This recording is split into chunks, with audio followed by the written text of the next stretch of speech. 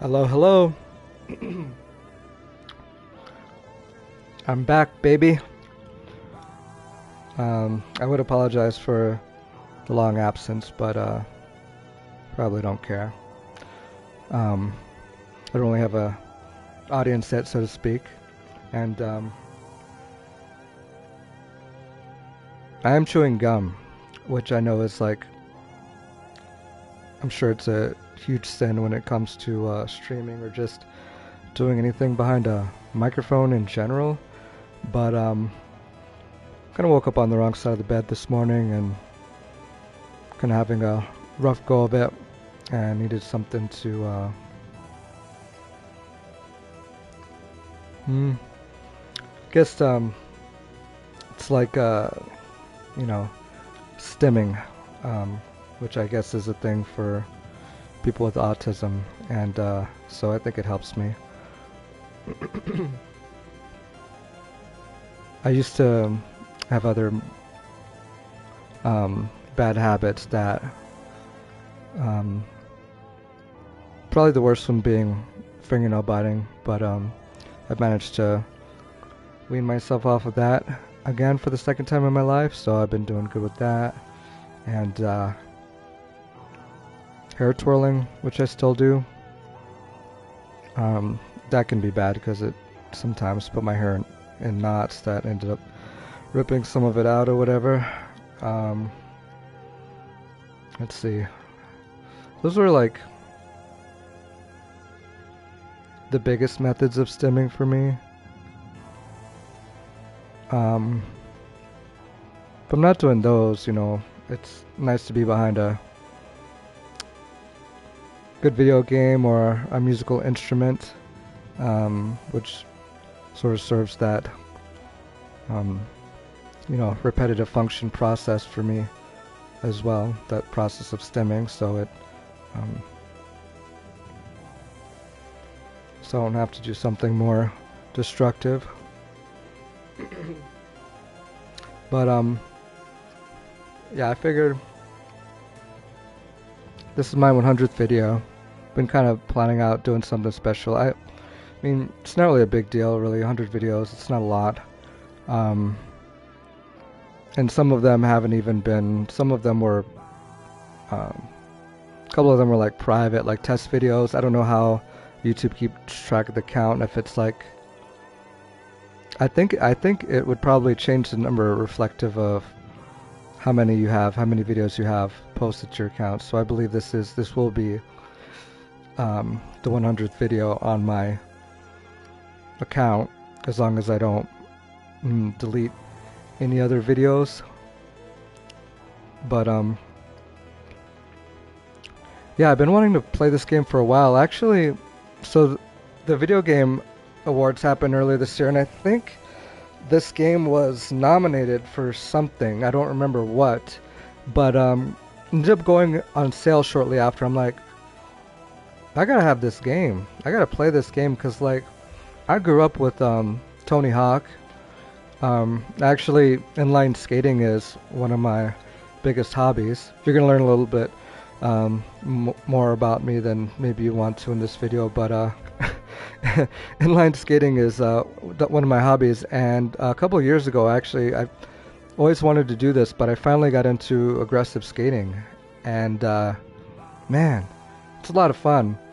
So yeah, you catch me at the park from time to time, just like I'm not like great at it yet. I don't know how to do like any transfers or anything fancy like that. I can um, I can ride in the bowl, and my favorite thing to do is like coming down, off of a big um, quarter pipe or whatever, and just getting all that speed and then rocketing into something else.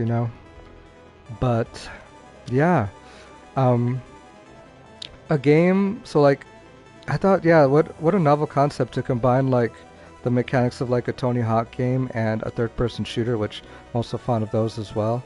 So I feel like this is a game. I think I'm gonna really like it, y'all. I saw other people play it, and I've heard other people sing its praises, like on YouTube and stuff, like IGN and whatnot. But like, yeah, it sounds like it's really up my alley. But I was really debating what I should do for my 100th video. Like, there was a couple other candidates I was considering doing, and these are also videos I plan on doing in the future. They're just games that I'm gonna end up playing on stream. But yeah. So I made a list of games here. 1, 2, 3, 4, 5, 6, 7, 8. It's kind of like 8 or about 9 or 10 games that are kind of on my radar. There's the Final Fantasy VII Rebirth demo. That is like the game, Final Fantasy Rebirth. That is the game of the month, right? Well, it's going to be the game of the month next month because it doesn't come out till the end of the month. But you know, I think my last video, I played the Rebirth demo and had a great time with that. But apparently, I missed the piano in that, which is unfortunate. Yeah, I guess it was in Tifa's house, and there's a whole mini game around that now. I think you can just like casually play it now. I saw like on YouTube that other people are posting videos of like playing the piano, and man, what a thing to miss. 'Cause like I love rhythm games. Like, if you know me, I'm a musician. I play drums right now in a band, but before I was in any band, I got really big into Guitar Hero. This was like back in, the mid 2000s when the games were coming out, Guitar Hero 1, 2, 3, like I played them like almost every night. Like I had my friends over and would just, oh my god, I loved me some Guitar Hero. And I still do. I actually downloaded Clone Hero, the like version 1.0 came out not too long ago, and I picked that up. And have been having a good time with that. Mostly playing like songs from my favorite bands that weren't in the Guitar Hero games, like 311, Third Eye Blind, Paramore. Have a lot of fun with that. But I don't play it too much these days since I've got my PS5. That's pretty much where a lot of my attention is focused now. And yeah, so it's unfortunate that I missed this piano, because that is something I'll probably really enjoy. Considering that I guess there's a whole minigame for it now. Not in the demo. I think in the demo they just let you play it to like get the mechanics down, but in the actual Rebirth release, and in the final release coming up at the end of the month on the 29th, there will be a full-fledged rhythm minigame. Hopefully it's good. It looks like it's good. The mechanics look similar to Sky, Children of the Light. I spent a little bit of time playing those instruments. Never learned any songs, but just kind of noodled around a little bit. And yeah, so I do want to revisit that demo at some point in time and do that. But the Junon demo comes out tomorrow. And I don't know if there will be a piano minigame in that. I guess we'll see. But yeah, I do want to revisit that demo just for that. I think that was the only like major thing I missed, but who knows. But yeah, Junon demo, I definitely will be covering that tomorrow. Especially coincidentally enough, because my band practice got canceled. One of the band members' relatives has COVID or whatever, so yeah, so we're not going to take any chances with that. But yeah, some other games that I want to cover are Omno. There was a campaign for it called New Year, New Nest on PlayStation Stars, but I ended up missing out on it because it was like I noticed it at first that it had a time limit for yesterday, but I didn't realize it was expiring that day. Like when I bought the game because it was on sale as well for PlayStation Plus members, and then I missed out on it. Missed out on the campaign just because it expired that day as well. There's another game called Steel Rising. That's one of the PlayStation Plus games this month. and apparently it's made by Spider. I watched some reviews of it. It looks really cool. It's like something I'd be into. It is a Souls-like though, which I don't play a lot of Souls-like games. I play a little bit of Salt and Sanctuary like that. I played a hell of a lot of Hollow Knight. Love that. Kind of at the, I kind of stopped playing it at the end game at a really bad time to start playing it like with all like the, extra hard missions or whatever. Like I got through like that, Heaven's Gate doing like the puzzle platform, and I think I beat some of the bosses. I saw there's like some boss gauntlets there and stuff. Forget the name of the place or anything like that, but yeah, if you played the game, you probably know what I'm talking about. But yeah, I put that game down for like it's probably been close to a year now. So I'm not sure if I'll get back to that one, but yeah, Steel Rising does sound like a Souls-like for babies, kind of. I guess it's pretty easy, especially like the bosses, which are, I mean, in a typical Souls-like game, that's like the hardest part, right? So yeah, we'll play that eventually. Actually, maybe soon before Rebirth comes out, because I know once Rebirth comes out, I probably won't be playing much of anything else. Then there's Plague Tale Requiem, one of the PlayStation Plus games from last month. That sounds like a lot of fun. I actually passed on Innocence when that came out. I like watched some reviews, but it wasn't like a must play or anything I noticed, so I never bothered with it. But Plague Tale Requiem has me interested in the series now, and I guess from what it sounds like, they built the game. They made it in a way that doesn't require you to have played the first one, in a sense.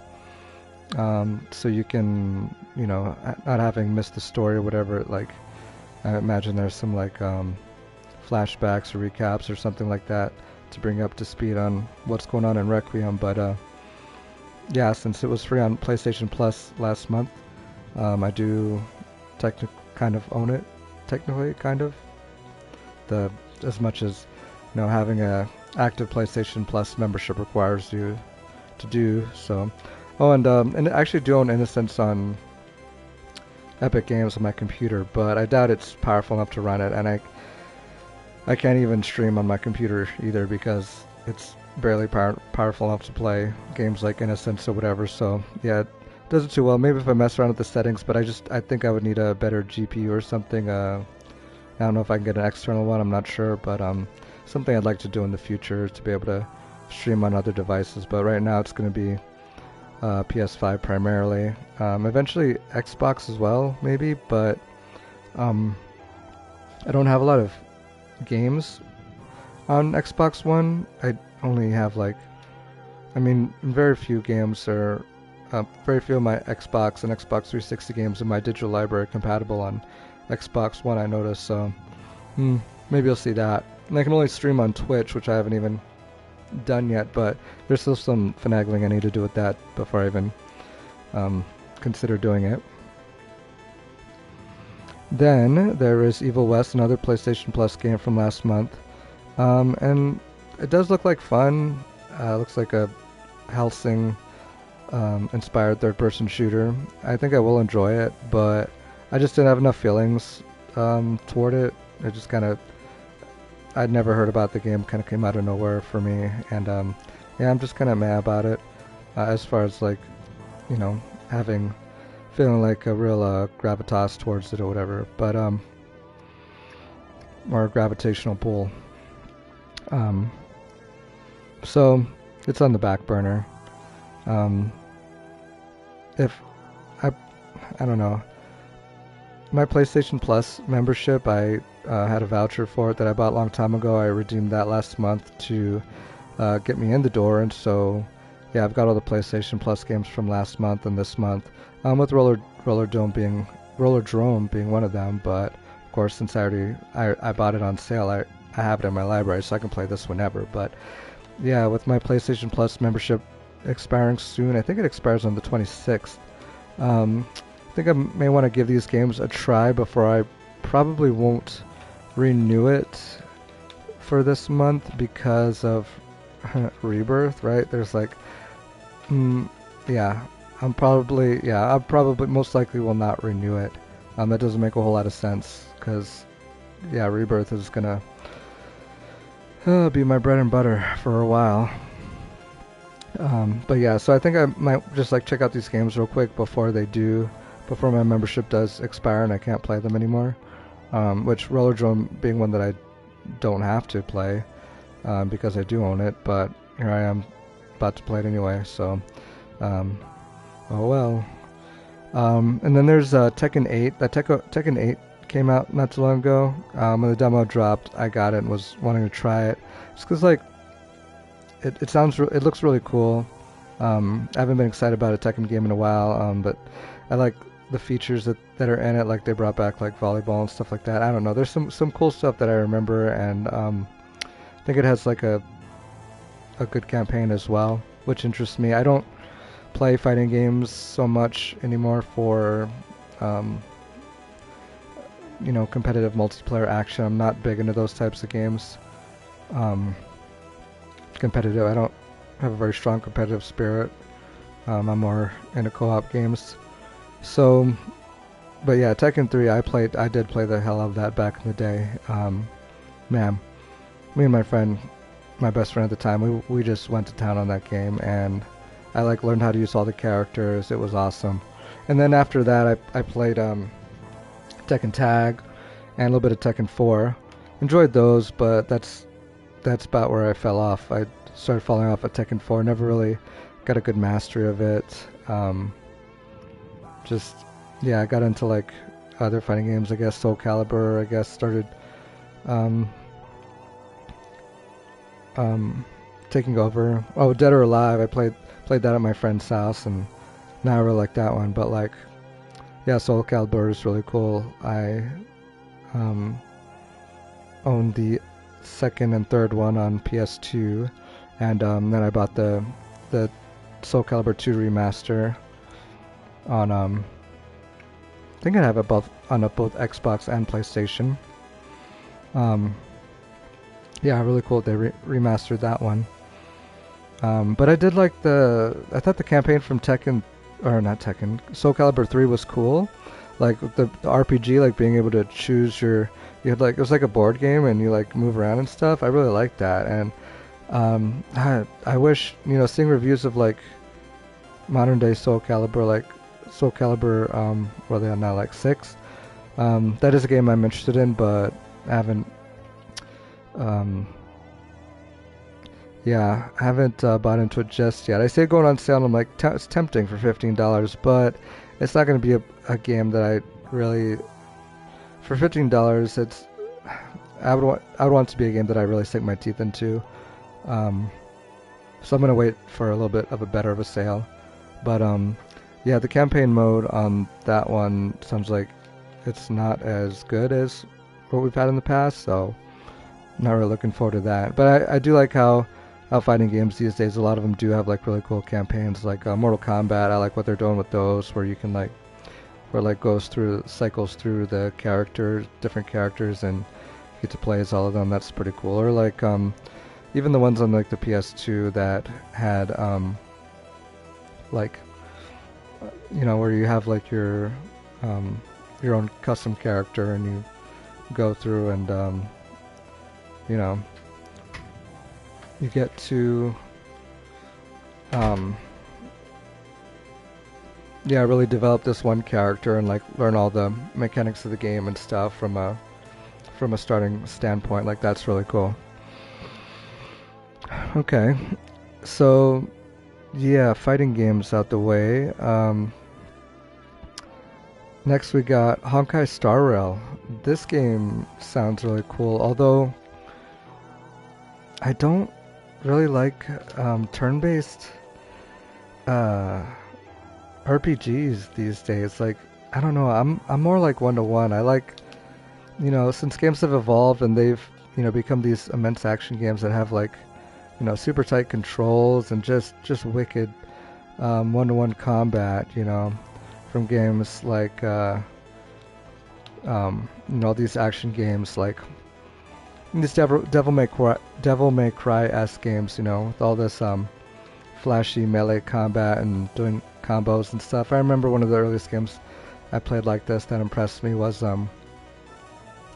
Legacy of Kain. I want to say Soul Reaver. It was like the one where you played as Kain and the other guy. I forget his name. I never played his games, but yeah, that was cool. The way you could switch back and forth between the characters, and you could do like juggle combos and stuff like that. Yeah, so I'm really liking what they've done with Final Fantasy VII. The way it's still like got some of its turn-based roots intact, but it's also still this modern, full-fledged action game. We're running around, dodging, yeah, all that stuff. Yeah, Kingdom Hearts is another one that I can tell that it's been like the Final Fantasy we have today has been kind of molded, I guess, a little bit after some of that. Although, don't have a dedicated jump button. I do kind of miss not having that, but there's so much depth to the combat that do you really need a jump button? I guess not. But yeah, when I was playing like the Rebirth demo and like finding out that like yeah, only certain attacks will like put you in the air. Like you'd be trying to attack an enemy, flying enemy with certain attacks, and the guy just, they're not air attacks, so the guy will just stay locked to the ground. Like, it's kind of confusing. Then you gotta know like which attacks you can use in the air and which ones you can't. So another part to the learning curve, but I guess that's good. I guess that way you can limit, so that way, yeah, you can have some attacks that are you can only use on ground enemies, and it's just a way of like, I guess, balancing, I guess. If there were like maybe more powerful attacks that you could do on the ground or specifically in the air, yeah, I guess that makes things a little more interesting. But yeah, I like Genshin Impact. I like that. I like the Breath of the Wild formula, and but Honkai Star Rail isn't like that. But it seems like it has a really cool story and stuff. And I don't know. It's probably a game I could like. Like I played Child of Light recently, and that was a little hard to get into because of the turn-based stuff. I mean, I like that, you know. I mean, my roots back in the day when Final Fantasy VII came out, it was turn-based, right? But yeah, anymore it's not as much fun for me, I guess. Like, I do like to strategize and think about stuff, but I don't know. It's almost more funny, more just to be put into the action, just have to figure things out on the fly, or just having to make, like, you know, quick decisions or whatever. But yeah, I might try it sometime. And then there is God of War Ragnarok Valhalla. That's one I actually tried to stream the other day, but apparently, oh, I had the yeah, I downloaded the wrong one. It was like the first game I was going to stream on the PS5, but I downloaded the PS4 version instead, and then I realized, oh no, I want to play the PS5 version. So I did a stream where I was just like downloading that and just waiting, and I think I played a different game instead, Boxville or something like that. Yeah, but I do have it now. It is downloaded and I can play it whenever. But yeah, just these other games have been propping up that have been distracting me. And then there is this one actually came really close to streaming today. Is the Prince of Persia: The Lost Crown game. Really cool. Some of the some of the reviewers are arguing that it's not Prince of Persia-y enough. You know, when Prince of Persia had its resurgence. So, okay, bit of a recap on Prince of Persia. I actually, just gonna be upfront, I have not played the Sands of Time trilogy. It's on my backlog. I played the Sands of Time demo back in the day on the PS2, loved it. I actually played it multiple times, and it's been on my backlog ever since. I do own them on Steam now, so there's that. But I did actually play the first Prince of Persia game. I believe it was the first on the Super Nintendo. There may have been different versions, different ports, like a PC port or whatever. But yeah, I played the Super Nintendo version on an emulator on my computer, and I liked it. It's pretty fun, but yeah, clunky, kind of clunky in the same way that like Tomb Raider is clunky. The original Tomb Raider, like the ones that they remastered recently, right? And I don't know how they remastered them, but like, yeah, originally they were like grid based, and you had to, like when you're jumping across ledges, for example, you hold down the jump button. Like you don't, it's not like any modern game now where you run and you can see the ledge. There's a lot of information telling you when you need to jump, to where you don't, like, you know, try to jump past the ledge. You can see now, okay, you jump early, and then typically games give you a lot of liberty. If there is platforming, they typically give you a lot of liberty with as far as which frame that you jump on, right?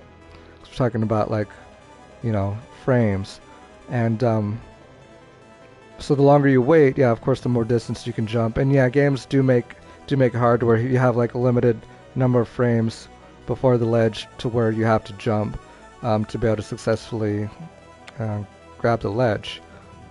Which, yeah, the longest range jump, yeah, typically will grab the ledge. And of course, there's like frame data there as well, like how close you need to be to the ledge to be able to grab it and stuff like that. But like with Tomb Raider, and even earlier than that, Prince of Persia, it's like grid based. So like you don't,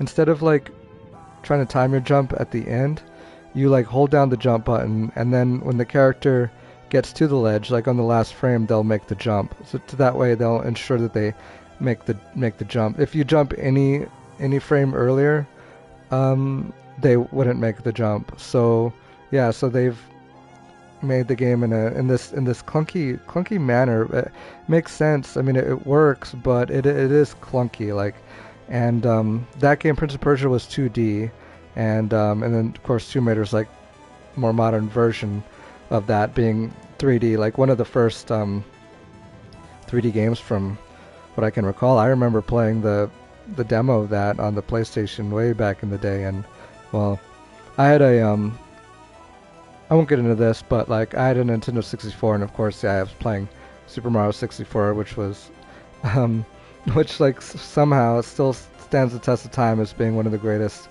3D platformers today, even though it was the first, which is just, or one of the first at least. I think it was the first. I don't know, but yeah, that game was incredible. And then like look at something like Tomb Raider, where it's like you have to be really finicky with how Laura controls. Like she's real particular. You got like it's tank controls is what I should say. Yeah, so you're like, you turn her, she turns slowly. You know, there's strafing in it, which the only games that have strafing in them that I can think of now, like third-person shooter games, is Armored Core, which is actually another game on my wish list. I do really like that series. I played a lot of the first one on the original PlayStation, and then I played a little bit of Armored Core Silent Line. I think it's number 4 on the PS2. I picked that up on sale one day, and then haven't beat that, but I did really like it. But yeah, I played the first one quite a bit. I played the first one actually again recently on. I emulated it, and did have a good time with that as well. But yeah, this Armored Core 6, this is yeah, no, this is a Souls game. I guess it's made by the same people, but like, yeah, this is one that I could really sink my teeth into for sure. I love mech combat, and yeah, I'm really looking forward to the mech combat we're gonna have in like what's it called? Sandland, Akira Toriyama's Sandland. I have pre-ordered that. That comes out in April. Hopefully I'll have Rebirth out of the way by then. I'm sure I will. I'm sure I'll be cranking out Rebirth, but yeah, when it's 100 plus hours, I don't know. We'll see what happens. Whew. Who knows? But yeah, there's Sandland, and oh, there's another game with mechs I like. But yeah, anyway, my point was that I'm having like ADHD now, brain now. It's like so much stuff to cover, but like um, it's really cool in Armored Core. The way, yeah, there's like strafing. I guess they fixed the like when you're looking up and down, because those used to be mapped to the shoulder buttons, which was clunky. I never liked that. You had to remember like that. Okay, L2 is like to look up and R2 is to look down, if I remember correctly. But like now it's just mapped to the camera controls, which makes a hell of a lot more sense. Like, okay, I get it. You're driving a mech. Like there should be some of a learning curve. This isn't. You're not just running around. Like there, it should be a little bit clunkier than, yeah, just trying to control an avatar or just trying to control a person, right? Because it's a mech, right? It has features that people don't have, and you're actually a person inside of a mech. So yeah, so to make it more realistic, there should be a little bit more nuance to it, I guess is what I'm trying to say. And yeah, but that was one thing that I never thought was necessary. I mean, back when Armored Core came out, I mean, we didn't have, I don't know if that game came out before the DualShock analog controller, but like I think I saw in a review recently that said that that game came out after the DualShock, so it was like weird that it didn't enable you to use that for camera controls for, yeah, looking up and down. So yeah, that's because I do remember playing that on definitely on a DualShock, but yeah, I don't know if it came out before or after that. But anyway, that was something they could have implemented a long time ago, and I assume they just left it that way just to keep it, I don't know, for, yeah, like I was saying earlier about making the game feel more like a mech. I'm trying to think, was anything else mapped to the, yeah, I think, yeah, the right analog stick just wasn't used. So I'm glad that they finally integrated that. That does make it a lot more accessible of a game. And yeah, so I do look forward to playing that someday. But oh yeah, I was talking about Prince of Persia earlier, and yeah, how did I get into talking about mechs? I guess just because, oh, the tank controls from Tomb Raider. Yeah, that's right. It does feel like that. Like moving Lara Croft around feels like you're moving driving a tank or moving a mech around, which just isn't right. I mean, right? You need like, so yeah, the like modern day Tomb Raider is like awesome. I played the first one, the second two games, Rise of the Tomb Raider and Shadow of the Tomb Raider, are on my backlog as well. I do own them, and but yeah, the first one I played once, and I think I do want to play it again just because it's so awesome. But I don't know. We'll see if I do that. But yeah. So what I wanted to say real quick before I wrap this up was that Prince of Persia: The Lost Crown. It's a Metroidvania game. So yeah. So they broke from the whole Sands of Time formula, I guess, which was focused around, yeah, third person puzzle platforming elements, and went back to their 2D roots, which is interesting. I love Metroidvania games. They're one of my favorite types of games. Like just yeah, having these puzzles oriented into the action, and then having huge emphasis on exploration and rediscovering old areas and finding new areas. It's like, it's a really cool game loop that, yeah, completing this map, like 100%ing, you know, finding every area in this map. It's a game loop that really satisfies a certain part of my brain. I've enjoyed so many Metroidvanias over the years. I could go on and on. But yeah, so and a part of me is like glad that Prince of Persia is a Metroidvania game, but yeah, another part of me is like, the Sands of Time thing was really cool, but I don't know that. So like the whole like rewind mechanic was the thing from Sands of Time that I don't believe is in the new game, but I know there is still some rewinding. I don't think it's in the actual gameplay though. I think it's just in like the cutscenes, from what I've been hearing people talk about. But I don't know. I could be wrong. It might actually be in the gameplay for all I know. But Yeah, just seems like um, yeah, it's different spin on the series that I'm sure I could really get into. I could get lost in that game, I'm sure. And I probably will, but yeah, I'm gonna play the demo at some point in time and probably love the hell out of it. And eventually, when the game goes on sale, I'll pick it up. But yeah, it's pretty much. There's other games on my radar, but those are like some of the major ones. Just wanted to talk about real quick. So before I start this Rollerdrome, let me take a bathroom break, and I'll be right back.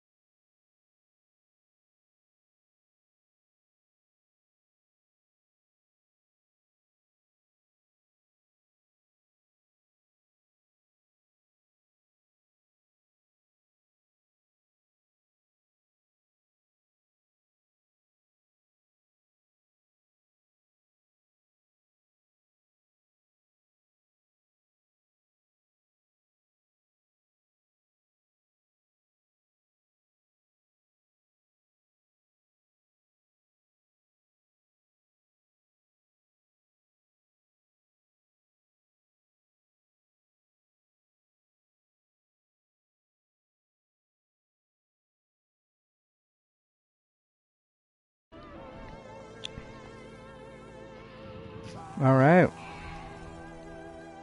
Oh, let's spit out my gum real quick. I'm sorry about that.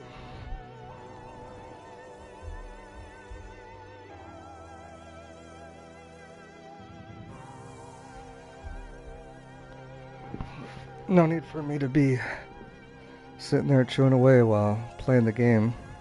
It served its purpose. Helped me kind of string my thoughts together a little bit better, giving me that distraction. So, yeah, a lot of the times my distraction is like if I'm trying to gather my thoughts, it's like usually if I'm having a conversation with somebody, like looking at them, it's like, you know, looking not at them, like looking away, just avoiding that gaze or whatever, because that can be like a bit intimidating and distracting. It's like I have like different kinds of social anxieties as well.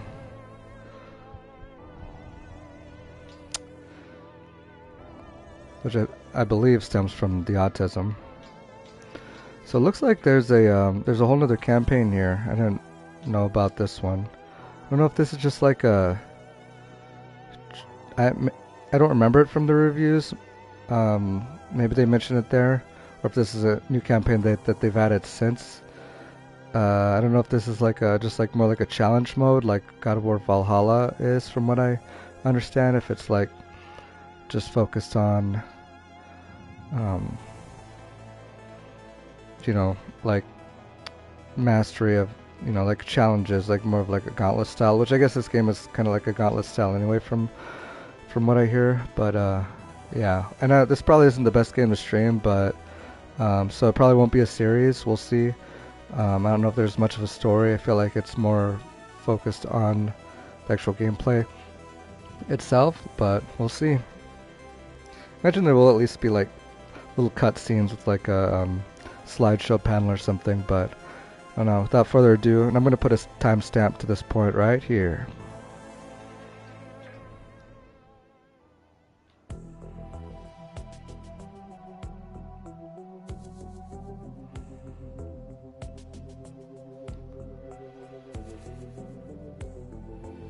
Oh yeah, has a real like Running Man vibes too, which is another blast from the past for me. Very cool Arnold Schwarzenegger movie, I recommend.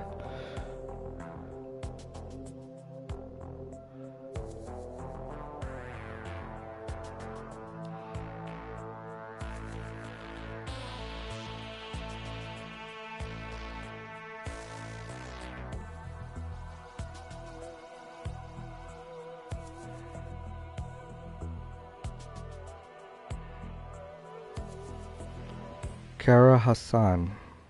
I assume that's me, huh? Kara? Probably Kara Hassan, right? Hopefully they say it. Oh. Next, Kara Hassan. Oh, Kara. Hassan, complete all tests to satisfy championship entry requirements.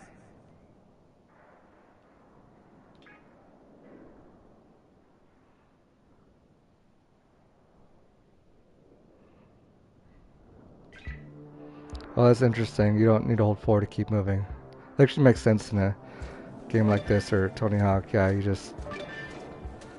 Okay, just had to press it once and... Well, now I'm just at full speed. The terrain doesn't seem to affect my speed at all. Maybe it does. Maybe it's just affecting it slightly, I'm not sure. Let's see. No, I don't know. She's... Maybe. It's hard to tell. Her animations, the physics aren't really supporting that. Let's see. Oh no. Cool. Feels really good though.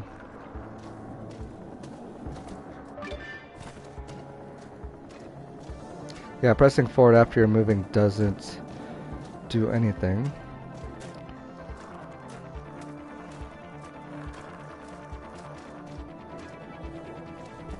Oh, I'm done.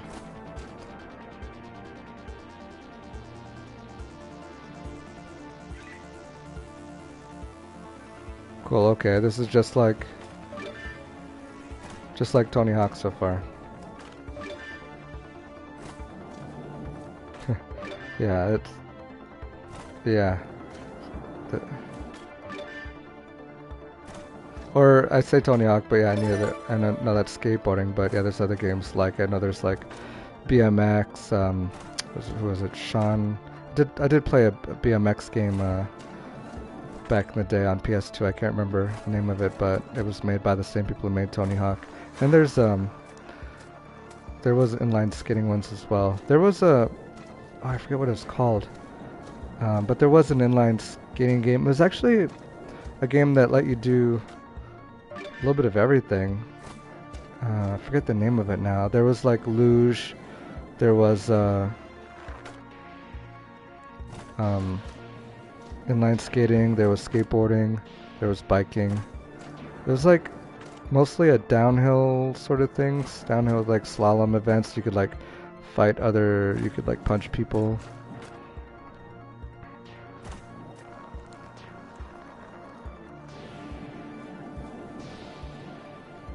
Do you remember that game?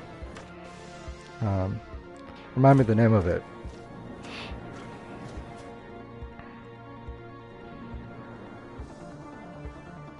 Not even the grabs, same. They were, no wait, they were circle on Tony Hawk. Square was for the flip tricks. It's interesting that there's grabs and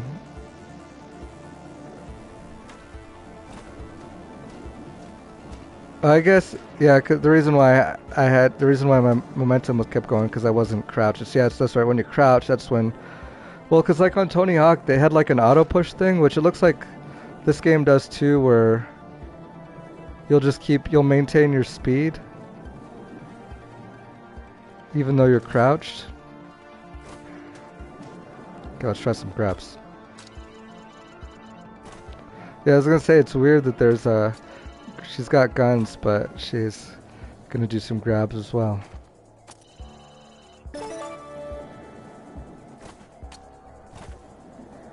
And I from what I heard, you can't wreck on this game, right?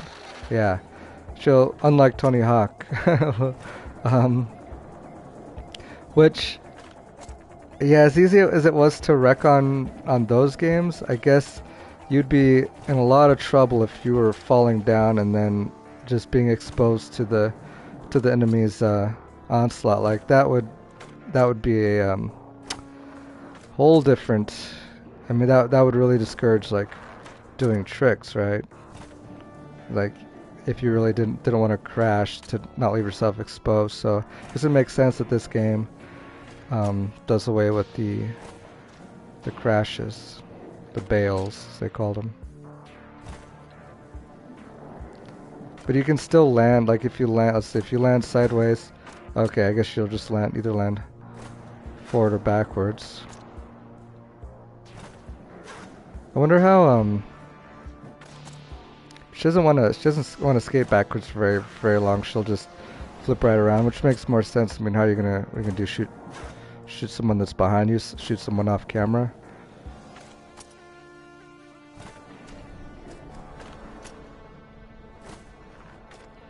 So is it actually better to, let me see, is it better to end your trick early?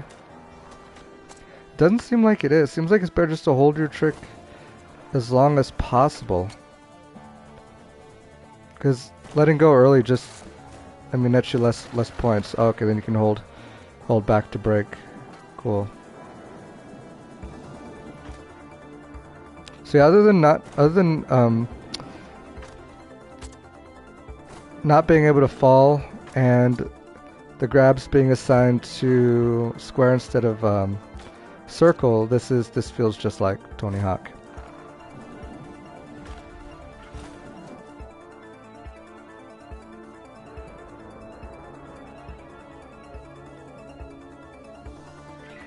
I've already been doing that. Yeah, I just have the tendency just the habit of spinning as soon as I just an old habit I have from Tony Hawk, just to incorporate a spin in all of my tricks.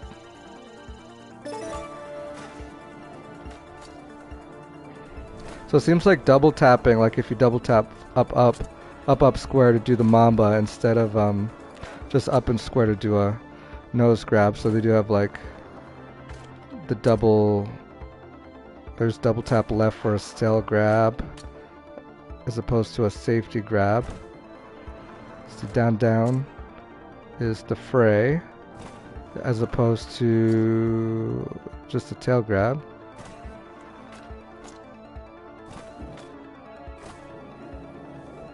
And then right is seatbelt grab. I wonder if like other combinations like left down.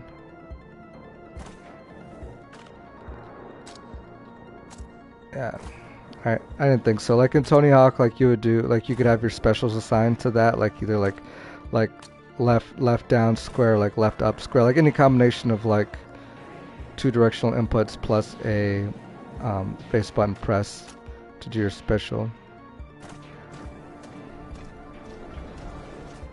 I would usually make it like stuff that was practical. Oh. I was gonna say I'd make it stuff that was practical, like pressing like left right, since I'm always like turning, like having left right combinations made sense, or like I'd remember that like up down, but not like not trying to remember like left down or right up, but it would just be like, you know, buttons that were across from each other, like left right or right left or down up down, you know. I would usually assign my specials to those so they were easy to remember. So this is saying you press R1 to flip. Was R1 flip in Tony Hawk? I don't think so. In order to do flips on that game, it was like, I think it was yeah, it was assigned to particular moves. Well, this is interesting. So you just press it once and she does a flip. Huh. Okay.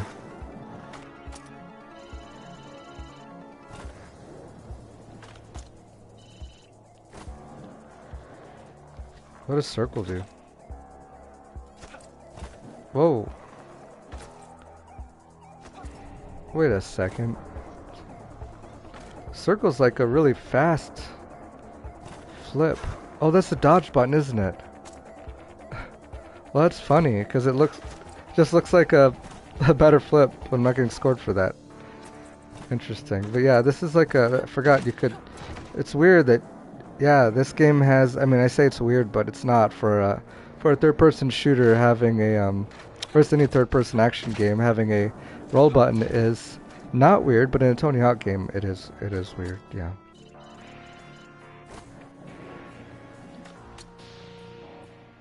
But yeah, what was weird was that also was that, yeah, it looks like a flip, but it's not scored as a flip, whereas the actual flip she does is slow. Interesting. What happens if I hold down the R1 button? Will she keep going? Let me try. I'm gonna try for 2 flips.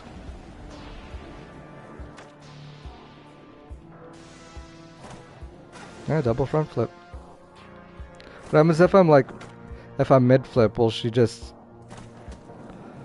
showcase? She just doesn't land it. You'd have to be far enough into your flip trick to land it. But yeah, very forgiving that there's no bails. I feel like they should score you more on like having a perfect landing like they did in Tony Hawk as well. I feel like that would be a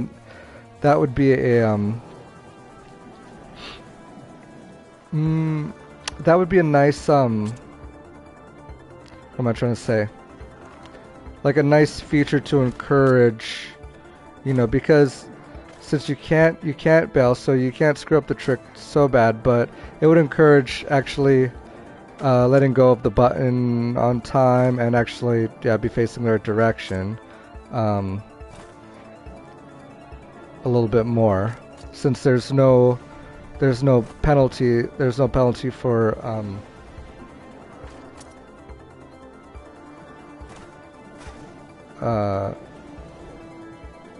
you know, there's no bailing penalty or whatever.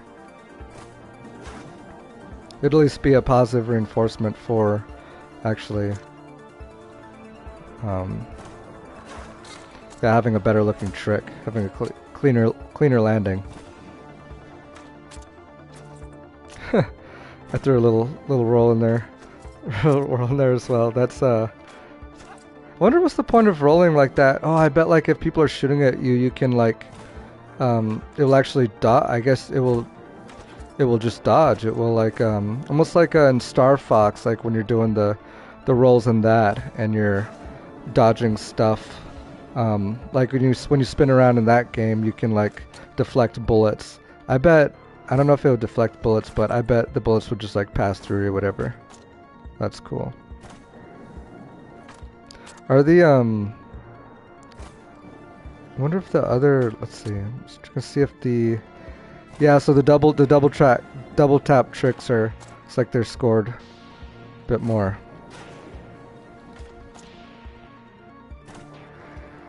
Respectively. Single tap being less time to pull off, double tap requiring more time to pull off. They reward you for it. Wow, it's a 3,000 point trick. Okay, cool.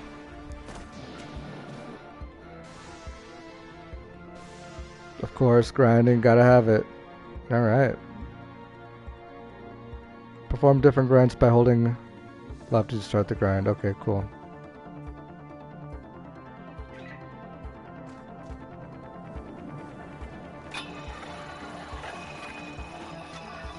Oh, there's no bailing here either.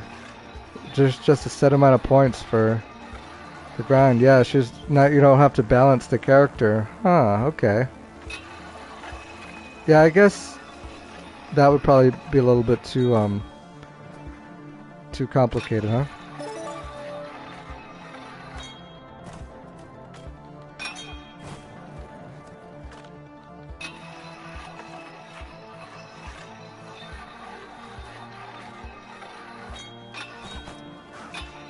Whoops. Oh, there's wall rides too. Very nice.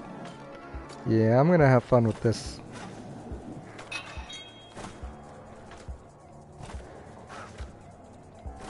Seeing if there's double directional grinds.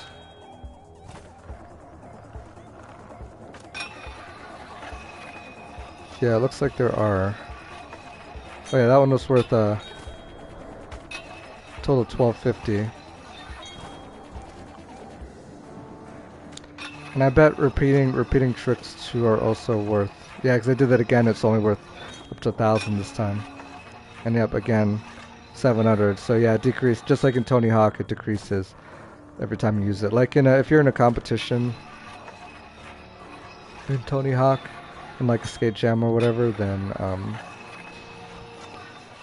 yeah, your points decrease their value. Is it like that for? Is it like that for doing other kinds of when you're in regular kind of mode? I don't remember. But I definitely remember it's the case in the skate jam, which is true for like real life as well, right? If you keep doing the same trick, you're gonna bore your judges, right? You want to mix. You want to have variety to keep them guessing. Show them you're not a one-trick pony.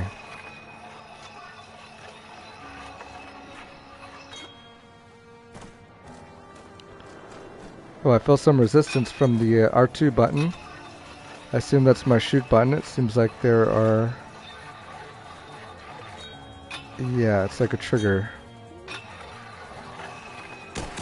Yep.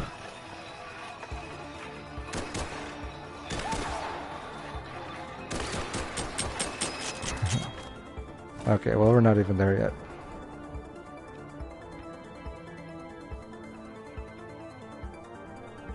Oh, okay. Ah, that's cool. I do like that. That makes more sense. As a reward for... This ammo being reward for doing tricks. Okay, very cool.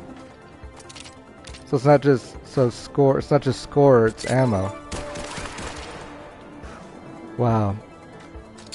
Why are none of my friends playing this? Why are you guys not playing this. This game's awesome.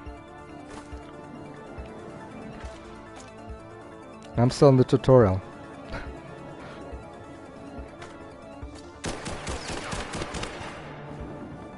Wow, okay.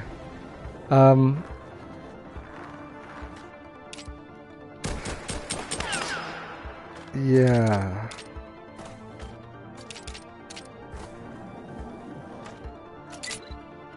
Oh, I forgot there's spins, there's flips as well. That's okay. Wow, I might need 2 fingers.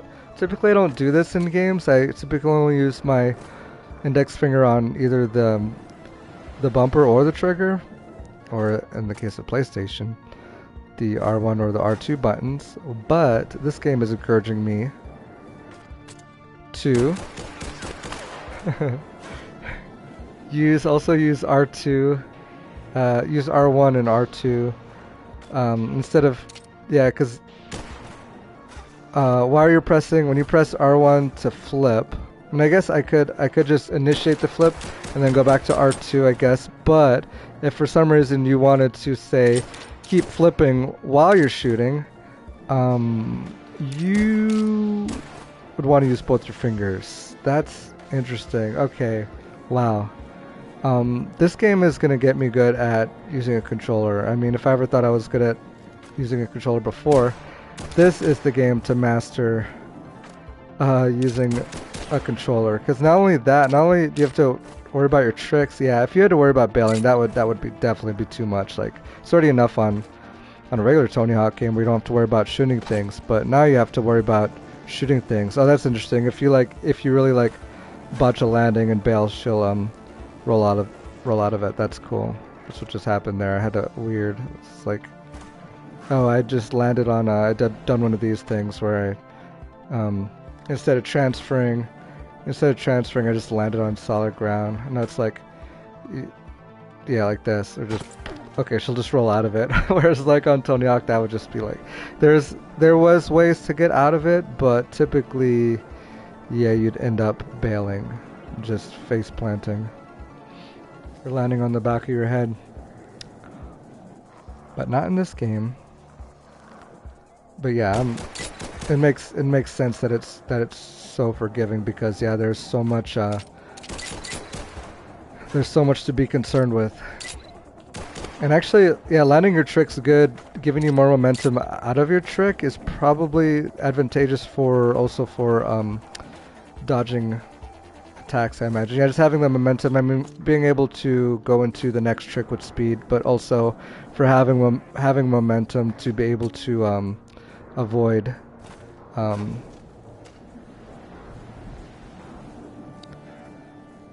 shots, I guess, without having to dodge. And I think, yeah, landing, I'm seeing if there's any disadvantage to landing backwards. Yeah, it seems like the disadvantage is that it'll take her a second again before she starts building up her speed, so yeah, it might be better just to land, might be better to always land forward if possible. So yeah, that could be a little sway right there. They might have put that in there just to put you at a slight disadvantage. I don't know if, yeah, having your back exposed to the enemy too, if that will also cause like cause you to take more damage, you know, like in a lot of games. That could be a thing. Wow. Yeah, this I haven't even seen it all. I'm already seeing so much room for depth here. Unfortunately, yeah, pushing triangle again pops you off of the rail, whereas in Tony Hawk, you could actually do different grinds. You could actually change your grind by pressing by pressing different combinations of the face buttons. I think it was like you tap like triangle to get into one thing, or like square triangle, and you like mix and match your face buttons to do to change the position of your grind. Very advanced skateboarding maneuver to do that, but yeah, the more advanced skaters could actually, in real life, I mean, it could actually alter their grind as opposed to just sticking with one grind the entire time, one type of grind. Which yeah, you can't change your grind here. Instead, if you press Okay, circle will roll out of it. Let's see.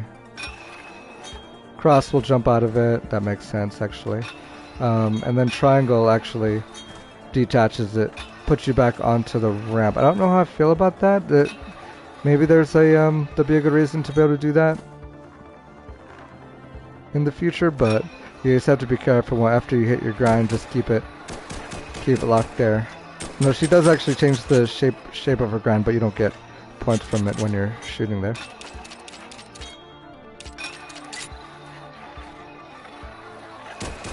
Yeah, being able to grind, shoot while you're grinding, that's actually pretty handy. So it's a lot easier to aim while you're grinding than when you're like doing a vertical trick. Yeah, doing the vertical tricks, stopping the, I guess that might be just a better time just to refill your ammo.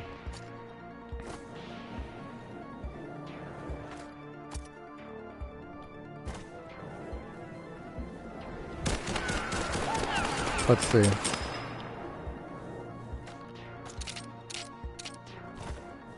I got 8 bullets from that. And see how many points it was worth. Wonder how many points you need to refill your ammo all the way.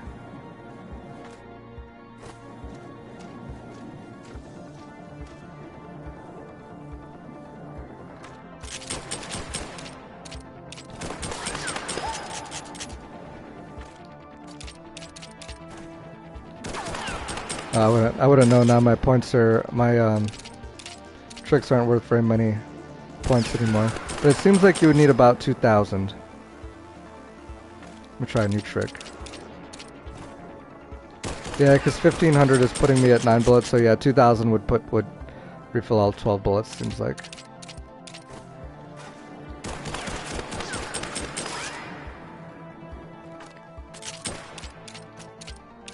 I guess I could try doing multiple. What if I did multiple grabs? Is that possible? Try like what's happening? Why isn't she grabbing anything? There we go.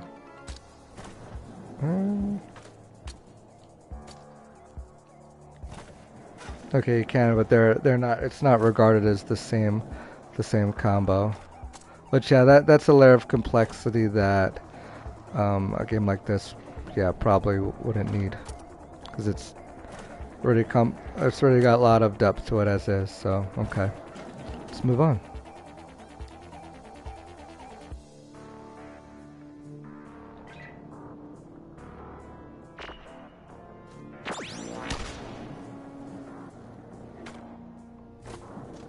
Okay, so was the bullet gonna turn white? Okay. What if I dodge when it's red?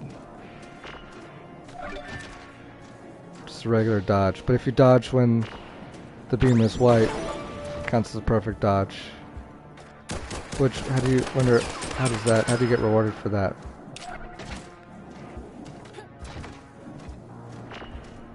I guess it rewards you with the slow motion. That's cool.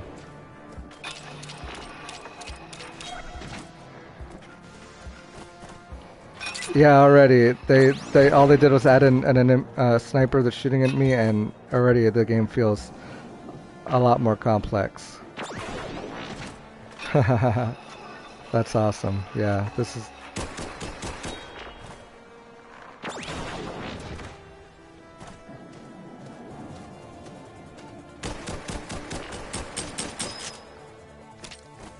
Let me try air dodge.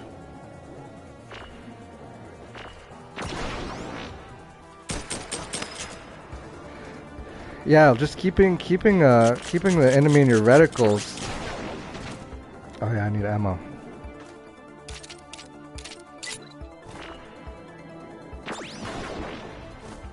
So that's cool. You can jump. If you're already crouched down, which I have a habit of doing.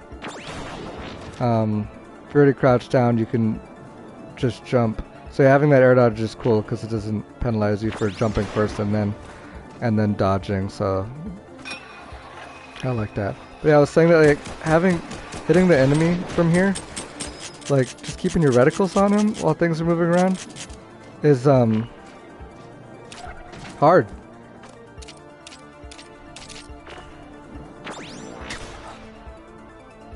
Whoops.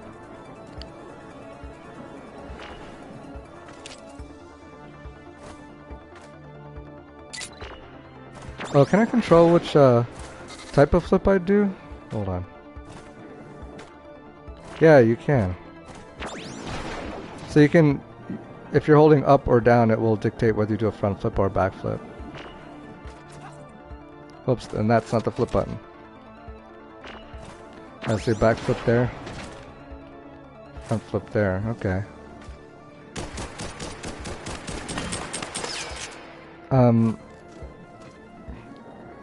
Yeah, so yeah, just shooting the guy with like without having the lock on is damn near impossible. Like, I'm back here trying to put my reticle on him. Maybe easier with the mouse, but yeah, it's really hard for me to get a beat on him.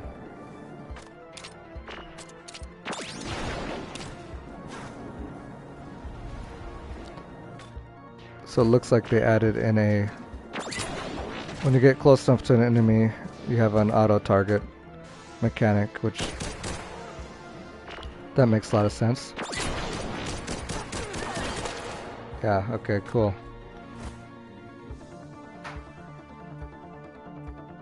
The lock on reticle. Yeah, so it's not like you don't have to lock on manually, it just auto locks on when you get close enough to the target. That's really cool.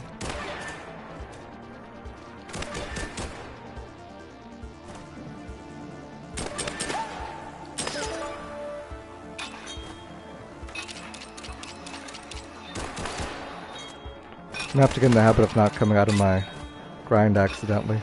Keep doing that. I'm so used to just button mashing triangle just to make sure that I hit my grind. So I match those frames.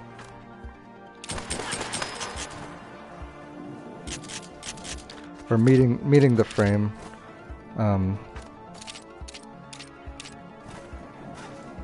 Yeah, so I don't have to worry about having a frame perfect button press. This is like Tony Hawk that I'm talking about, not this game, but just kind of telling you how I'm used to playing that game. So wait a second.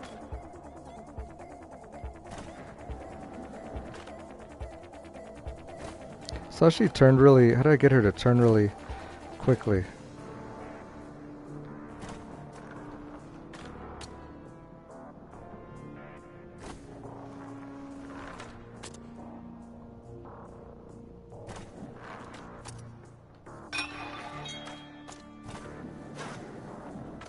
No, your turn speed seems to be relative to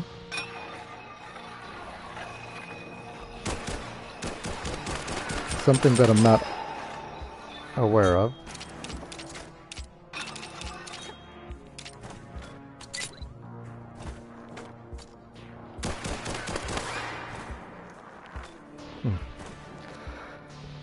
Oh well, maybe I'll figure it time. Okay, okay, so there's a dedicated bullet time button.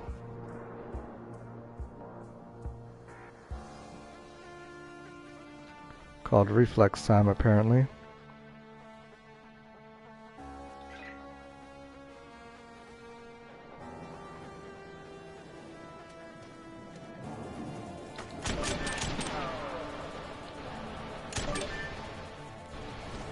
That's really easy and intuitive to pull off. There's a bar down there that clearly shows me how much I have, and yeah, they incorporated this into Tony Hawk as well. Tony Hawk, I remember playing a lot of Thug 2, Tony Hawk Underground 2 on the PSP, and I remember doing the slow motion on that. You had to actually earn that from doing tricks.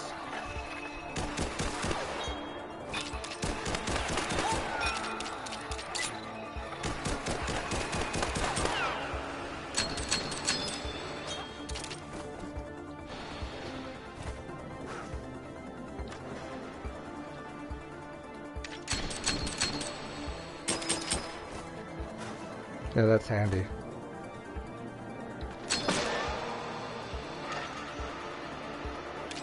Yeah, it's gonna make executing tricks a lot easier as well.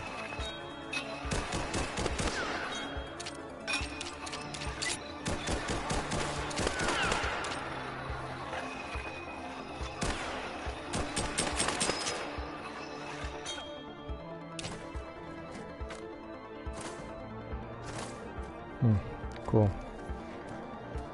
Oh, I'm not done. Oh, there's...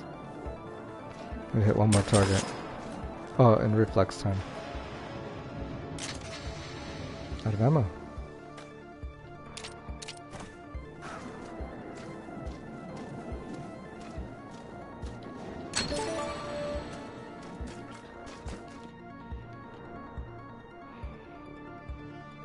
Oh.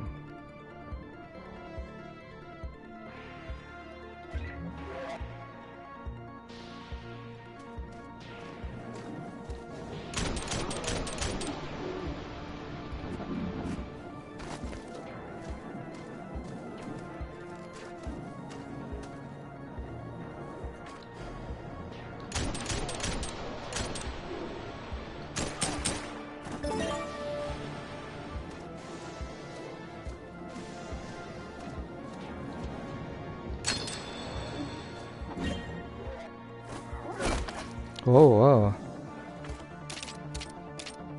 Didn't expect that. I was wondering why they weren't shooting me.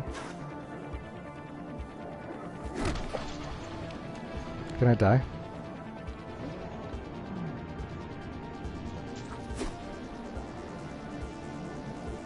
Very generous with the focus time.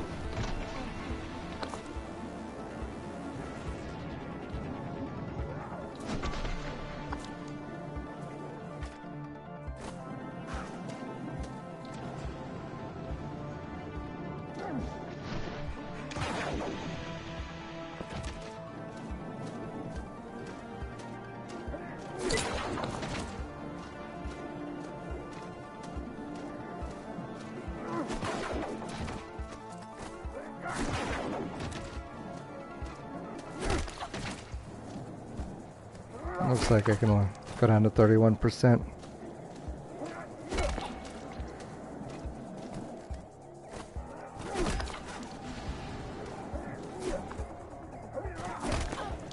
Okay.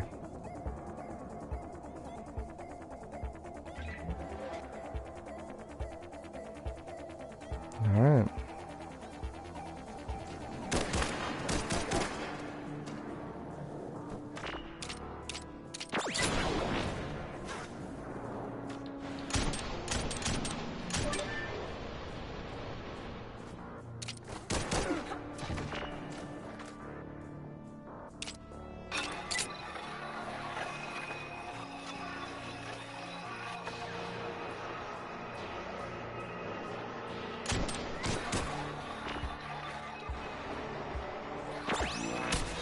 Whoops. I keep trying to press forward to roll, but that's not the roll button.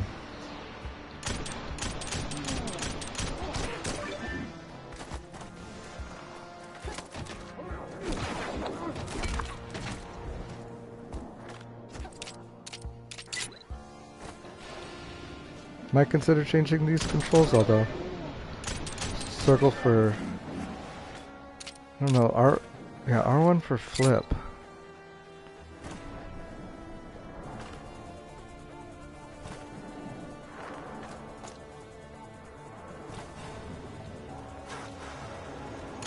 Well, it probably does make a lot of sense. So, yeah, this game, I mean, technically it's a third-person shooter, but it has the added component of you being able to, I mean, you being basically essentially constantly moving. Or I guess you're not constantly moving, I guess you can't stop. But I guess I could stop and just shoot the melee guys. But I assume, yeah, harder melee guys will actually approach me. But yeah, I was gonna say it's basically a third-person shooter, but it has the added catch of having to do tricks to reload essentially. Neat. And that there's so much depth around that. Just the fact that you have to do tricks to reload your weapon had so much depth to this game. And of course, with it having like Tony Hawk like mechanics is yeah, it's awesome. Competitor Hassan has completed all tests. They are now eligible for championship entry. The first round will take place in London on March 15th, 2030. 2030, huh? If you're just tuning in, you're joining us live at the Rollerdrome Arena in London. Morgan Frey and Casper X have been the clear breakouts today, each taking an early lead in their respective groups. No love lost in that rivalry. Morgan Frey, the reigning champ, and Casper X, who the experts are saying will take home this year's cup. Next up after the break is Kara Hassan, a new competitor to the sport and someone who showed great promise in the junior leagues. How will the rookie fare against the reigning champion's score? Don't go anywhere.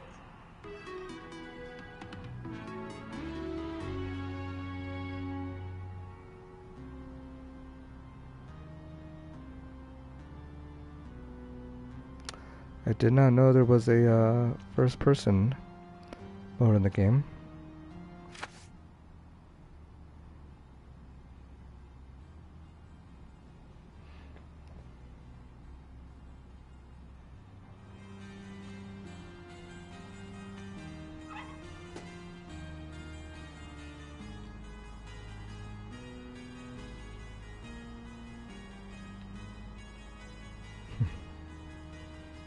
Energy drinks, health kit, shotgun shells. Well, I didn't have a shotgun. Or are there weapons in the game too? Different weapons? Cool. Was that an eyeball? Like, was that a necklace? Okay, look at that. Huh.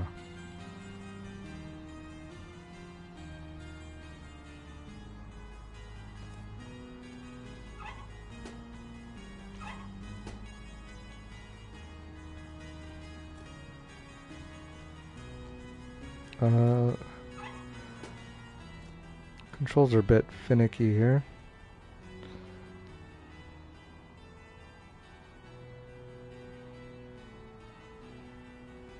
Holes should not be visible. Wow, really particular.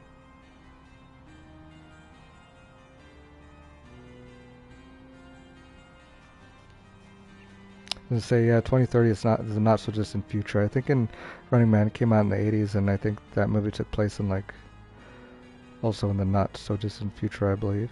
I think it might have even happened already. Only white, black, or gray. Compression underwear doesn't have to match. Wow. I mean, the fact that it doesn't have to match is nice, but yeah, that's real particular about the colors. No religious or political associations on the wristbands. Huh. Whoa.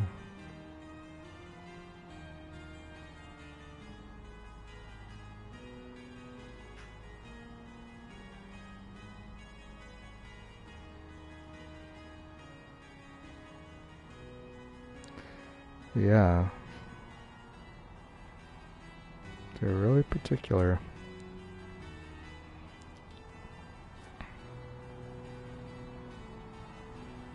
Patricio Lobo, Gao Yan, Amber Wilson. Why is this person's locker open?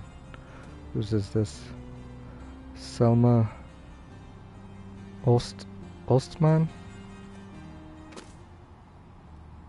Dry blood on the inner lining.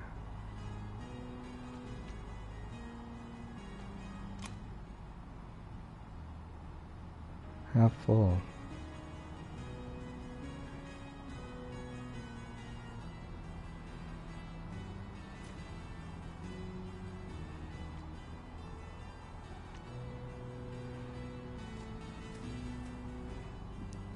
Maybe I should be nice and close their locker for them. Oh, can't. Ew, what is that?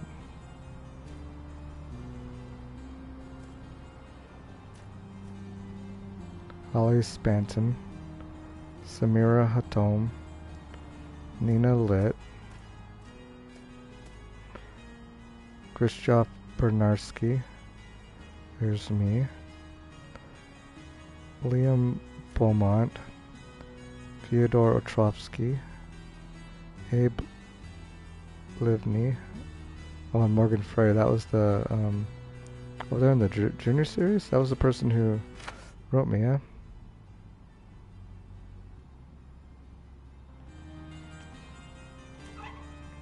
They're in the junior division. Oh, I guess I'm in the junior series as well. Their sticker's just a different color. Whose is this? How do you pronounce that? Kobo Tanaka?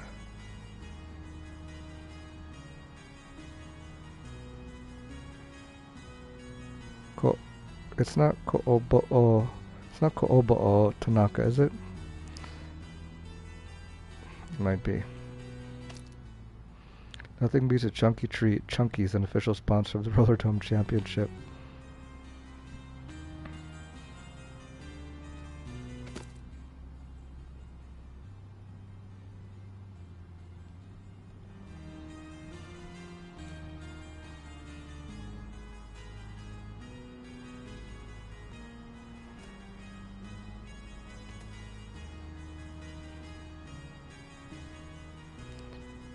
Elena Turgenev, O Sunmi, Selma, Jacob's Jacob's daughter. Interesting. Juan Flores Garcia. Yeah, I see all the like different nationalities and stuff. This name Jacob's Dottir. Wow. Is that Scandinavian? Oh, hello. Dear competitor Kara Hassan, you're in Group 4. Your group time is 1900 to 2200 hours. Please arrive at the venue no later than 1 hour before your group time. Your loan amounts to $342,240. Holy crap, with an annual interest rate of 6.2%. Your life insurance policy will be used as collateral for the loan. Oh.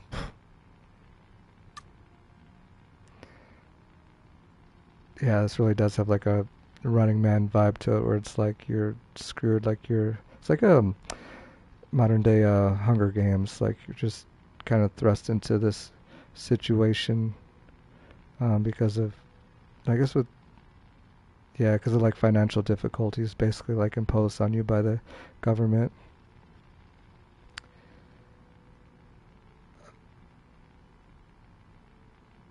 Wow.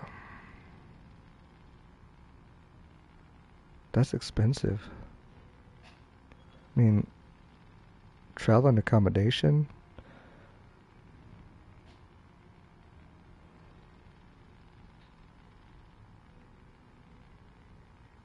I mean, any of these things shouldn't cost more than a few $1,000s.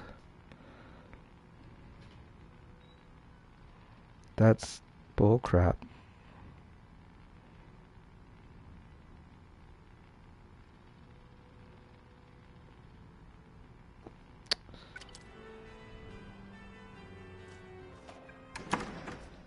Oh shit, I don't want to go in here yet. Ah.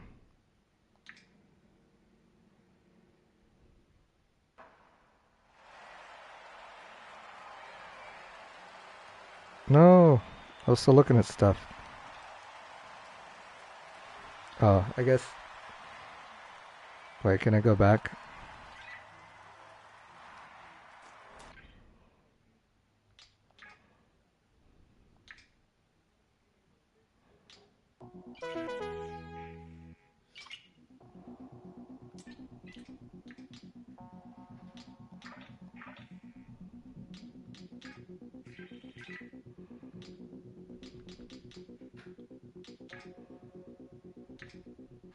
Explore narrative. Okay. Cool. If you're just tuning in, you're joining us live at the Rollerdrome Arena in London.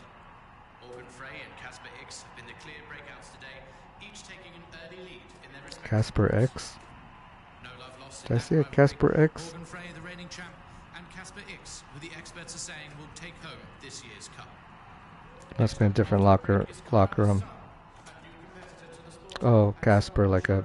Oh, here's Casper X. Okay, so yeah, there were more lockers to explore. Isara Barros, Lisa Regas, Lola Igui.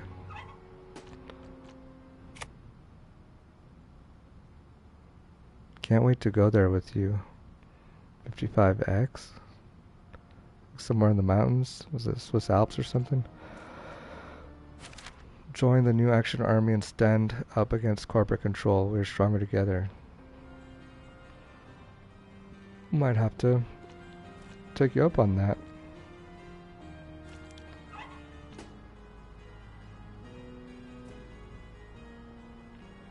Daniel Murphy. There's Casper X. So my friend is fighting him, huh? Gruffied Hughes. That's an interesting name.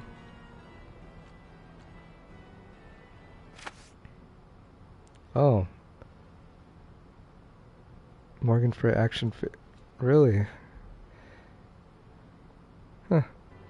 So he's last year's champion. He had his own action figure even. Idiots, don't touch my stuff. Next time it happens, I'll be reporting it to the IRF. Daniel Murphy. Throw away note or do nothing.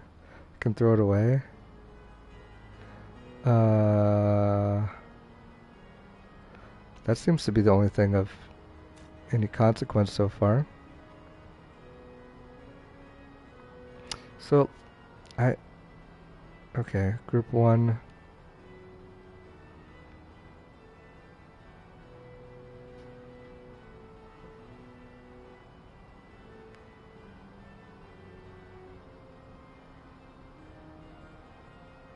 Okay, Morgan's in group 1, Casper's in group 2.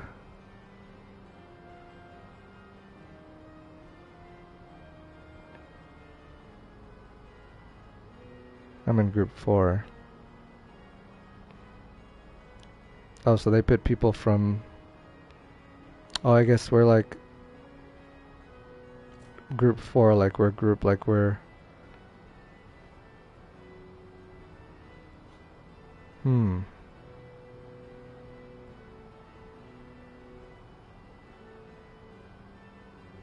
Yeah, I guess out of each 4 groups, only 3 of the groups are gonna get picked. Or I guess what specific competitors who survives from each group gets put into new groups.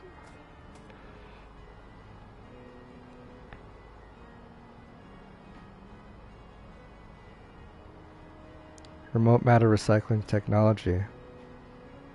So that's how that works, huh? So they basically remote matter recycling technology, like some sort of matter, so they're able to like just take remote matter from the air, I guess, like maybe like from the unspent or from the used rounds or whatever, and be able to recycle it into new ammo. Interesting. I guess, what's this? Oh, the yellow paint looks good, gold on TV. This is X's helmet here. What's this? Tricky tokens. Areas where competitors need to perform specific aerial tricks, huh? Combo tokens. Increase competitors' score multipliers. Also giving some good photo opportunities. Cool. Wonder what will happen if I throw away this note. Do I not get the choice option anymore?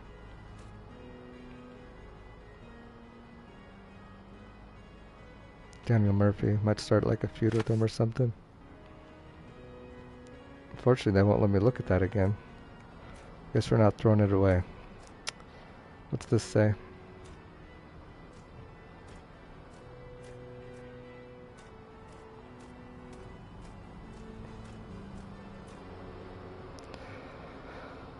Our owners at Matterhorn want this season to be the most popular yet, and our competitors can help us achieve this. Each arena now has unique challenges for competitors to complete.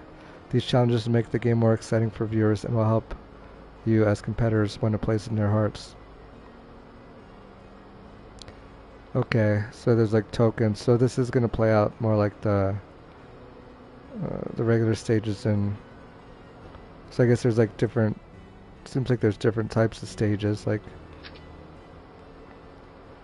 this is very familiar, similar to like a regular Tony Hawk level where you have like a different set list of requirements to complete the stage.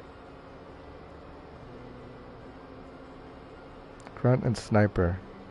Okay, so the grunts are the guys on the ground with the clubs, and then the snipers. So we've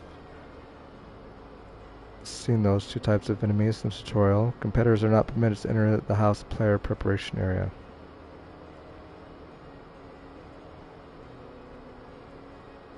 Oh yeah, so they're like the actual crew that's like house players. They're actually hired by they're like part of the staff or whatever. Okay. Like in Running Man, the staff would be the competitors that the civilians had to go up against. Grunt is ground-based opponent with a close range attack. If they get too close, they'll pursue and strike. Okay. But otherwise, what, you could just sit back and shoot them? Sniper is a long-range opponent. They will track competitors around the arena. When they're about to fire, their laser sight will turn white. A competitor can successfully shake a sniper by ground dodge or air dodge. If a competitor dodges while their laser is white, they will do a perfect dodge. Right, okay. Oh, page 9 on 9. Okay. Owners at Matterhorn welcome you to the London Arena for our first round of opening stages. Oh, we haven't seen these yet. We're excited to introduce new locations to the calendar, which will sit alongside the historic Rollerdrome marinas. I'm not going to read all this. Alpine Resorts. Is that where that one person, Lola Igwe, wanted to go? Looks like it. Matterhorn popular shopping malls and research centers with partnership with Zabriskie Energy.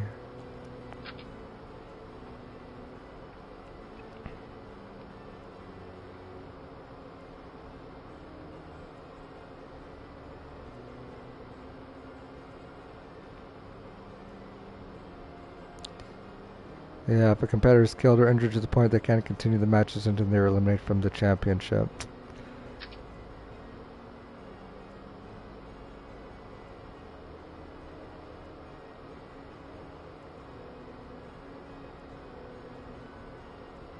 It's like I'm the last in my group. No, I guess that was the entire group.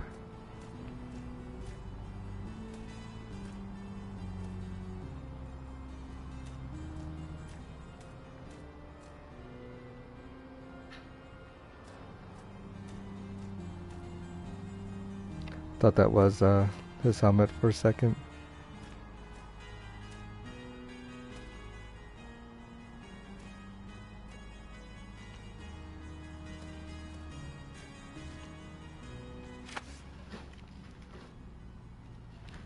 So I have actually taken notice from last year's champion. He's saying that it isn't what it used to be. So things are changing. Maybe some of the rules have changed from last year.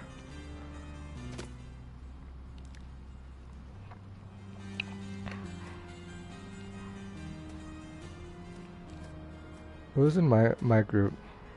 Kobo, okay. Kobo, Lisa, Christoph, Selma, Gal. Selma? Yeah. Okay. So this Lola? No, Lola is not in my group. Say, but some of these other characters are.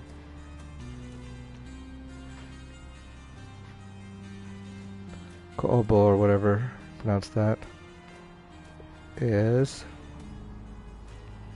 as well as Selma, but not Lola. Suppose that won't, might not matter for too much longer. I think we've looked at everything. So let's get to it then. Cool little intro.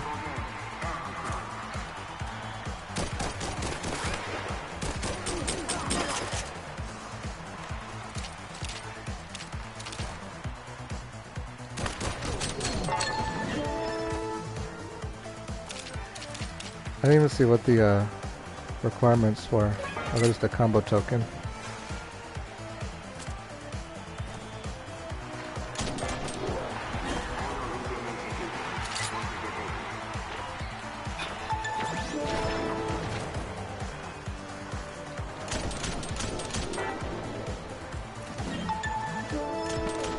Oops.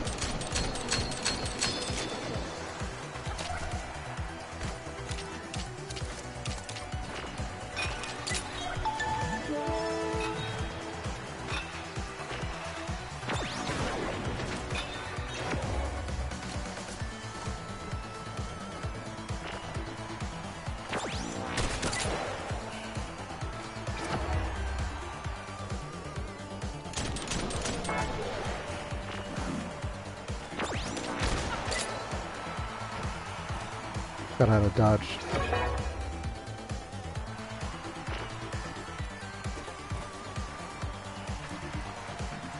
What are my requirements again?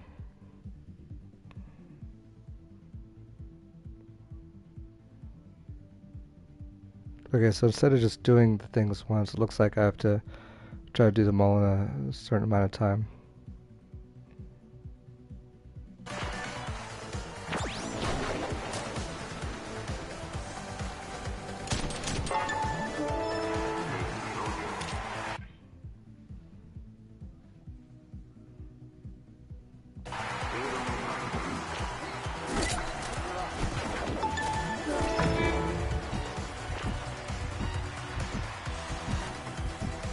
This is fun.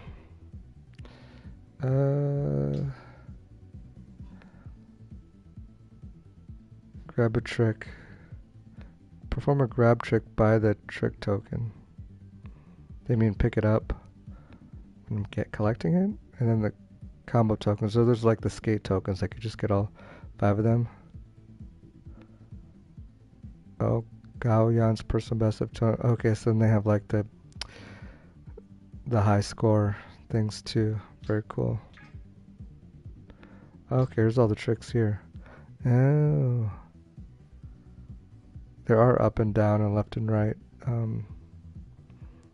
grinds, as well as grabs. Interesting. Okay, good to know. So yeah, they are assigned to like how I would assign my specials in Tony Hawk. So those will come in handy.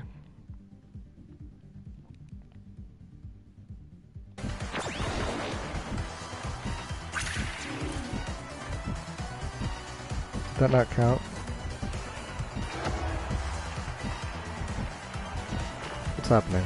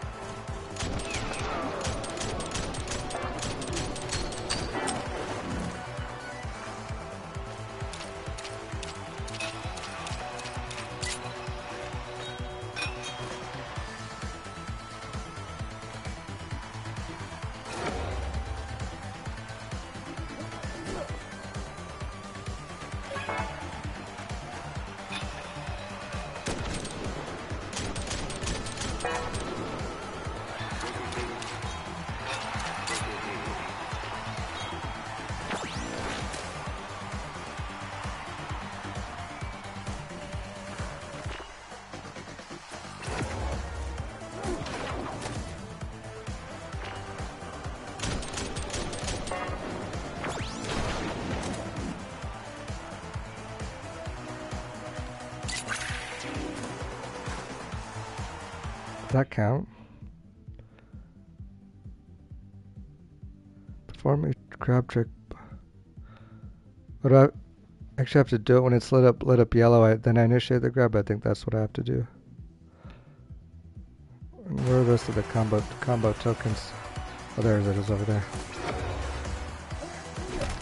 Ouch.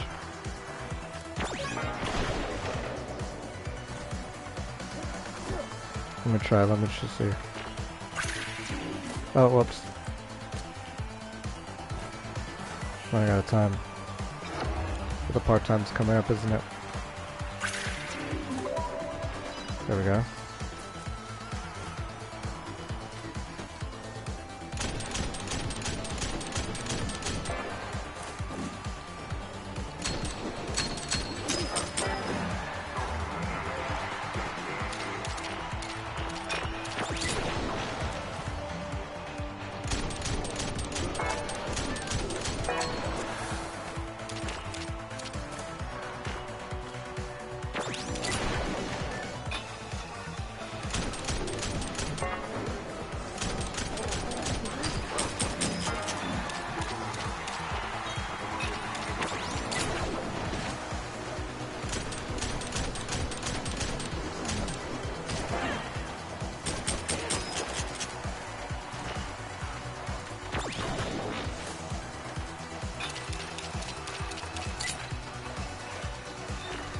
So I have to end it, do I have to like eliminate all competitors? Probably. Or not, they're not competitors, these are the, whatever they call them, the house people.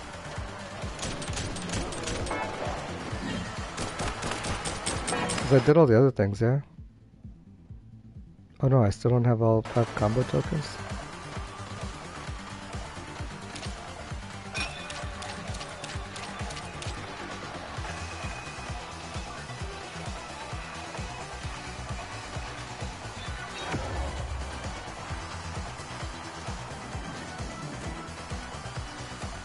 Oh, has it not, maybe it hasn't spawned yet? Can you hold forward to like, okay, no you can't. Like Tony Hawk, you could hold forward to exit a bowl without jumping. Just right over the lip, but no, I can't do it here, she sticks to the bowl.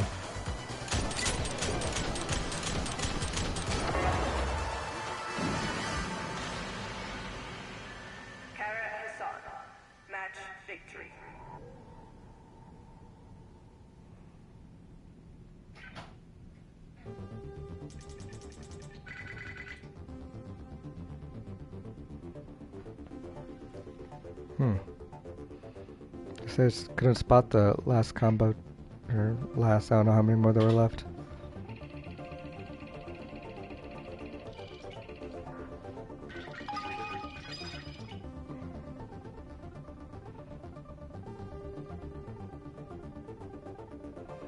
Wow, now I did 10 out of the 27 tricks.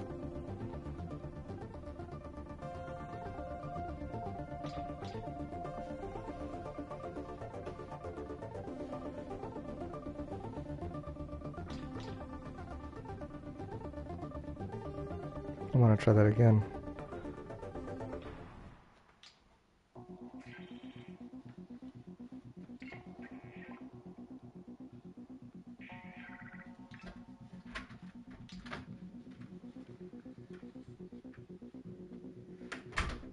Oh, new enemy class, Warhead. Interesting. Okay, looks like, yeah, I can go back and try to... Okay, so you don't have to do them all in one go, but I assume there probably is an achievement for that. But looks like I can go back and just pick up the ones that I haven't done. Although, probably increase my score by redoing those other challenges, I would think. It's not solely just based on tricks. Because, yeah, 390,000 just from tricks, that's a lot. I mean, considering a trick of 3,000 is a lot. And doing, like, over 100 of them? Yeah, no way. And, of course, you get points from killing guys, too, I imagine.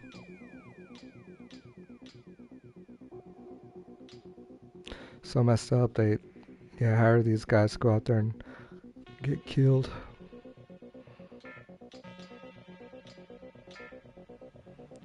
So that's interesting. Looks like the game's broken up into 4 opening stages, probably four stages from each um,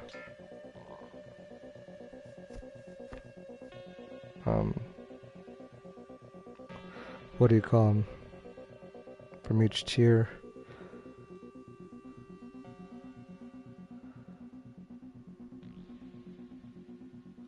Wow.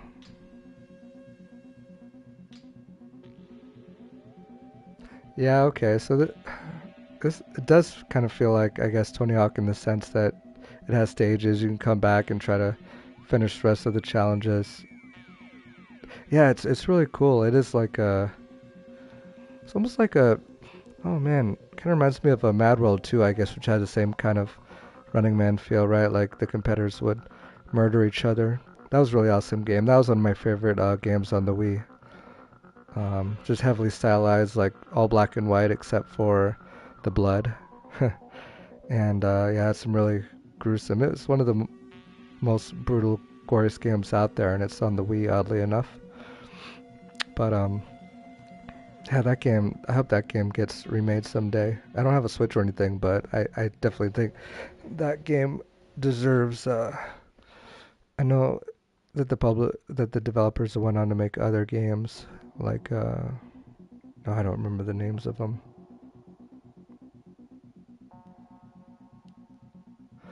But yeah, I guess it has a similar sort of vibe to it.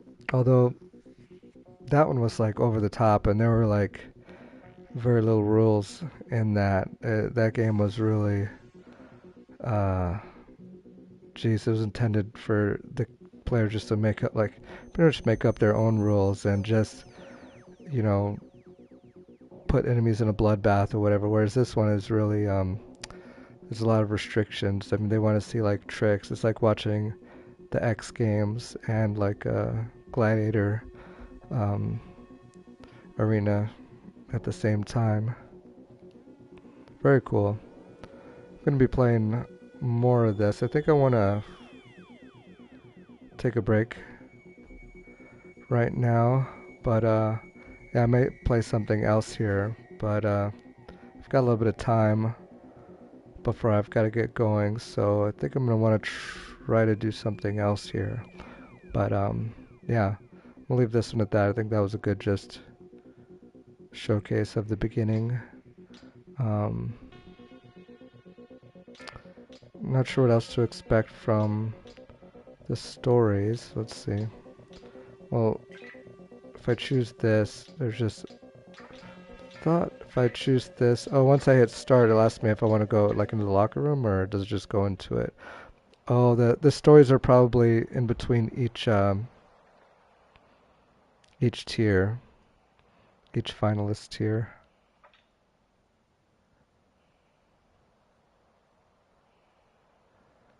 Warhead with shields, huh? And I haven't even learned about those types of enemies.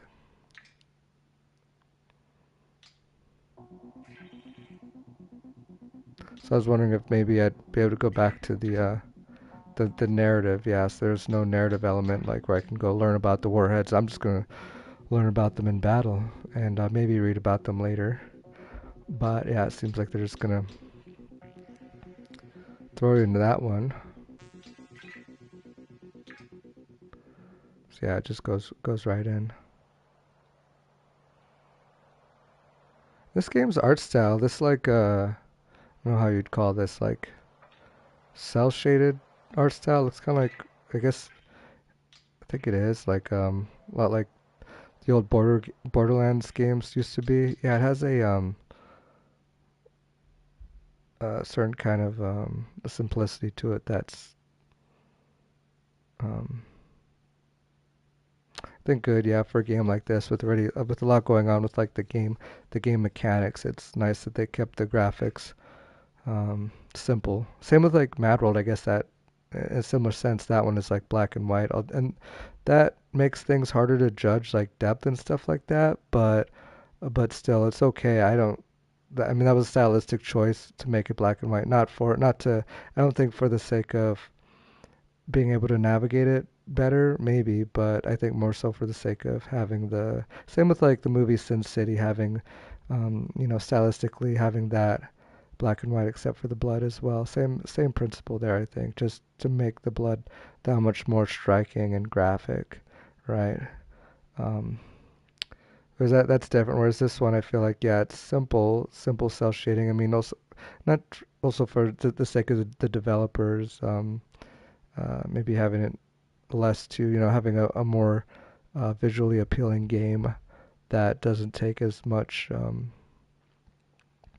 you know, development uh, time and money, but also, for the sake of aesthetics and for the sake of performance, you've really got, yeah, in a game like this, like performance is crucial, like you to be able to, I mean, in a lot of games it is one-to-one action games, like what I described, like, yeah, any kind of a shooter game or just, to where you need to be able to dodge a perfect dodge, like you need performance when it comes to like perfect dodging and stuff like that. And yeah, this game has it. So, I mean, so far I haven't seen any performance issues, and I assume it won't be a problem considering that stylistic choice of keeping things simple. So, yeah, I guess we'll go in here get a little teaser of things to come real quick.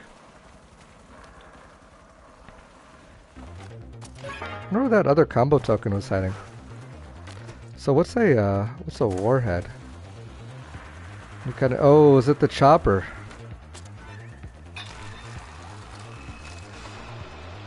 Said I had to kill them before they put their shields up.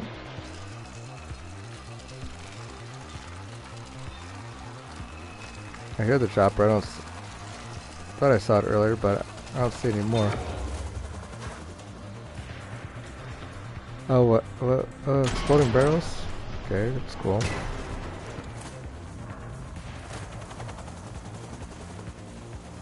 Oh, maybe the chopper is not an enemy and just here to spectate.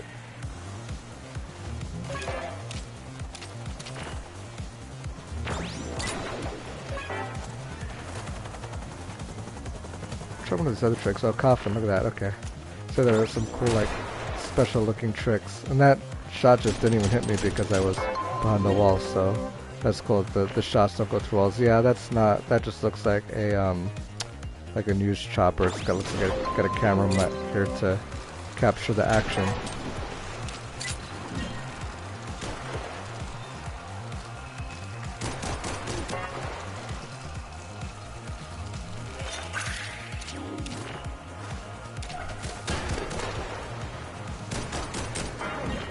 Well, the exploding barrels are nowhere near the enemy, so I wonder how that's gonna work.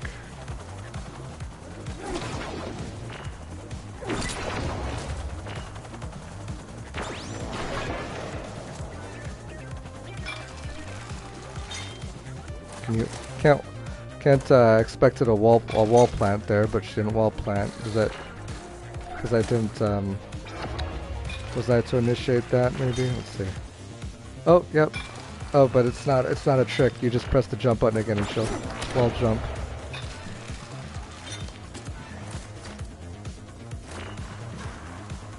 Oh, there's the chopper there, catching all the action now.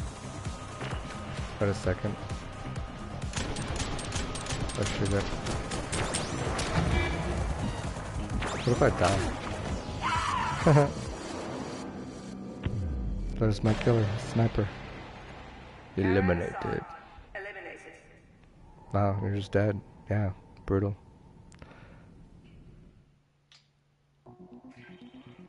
Cool. Oh, but it did save my my challenges. Neat.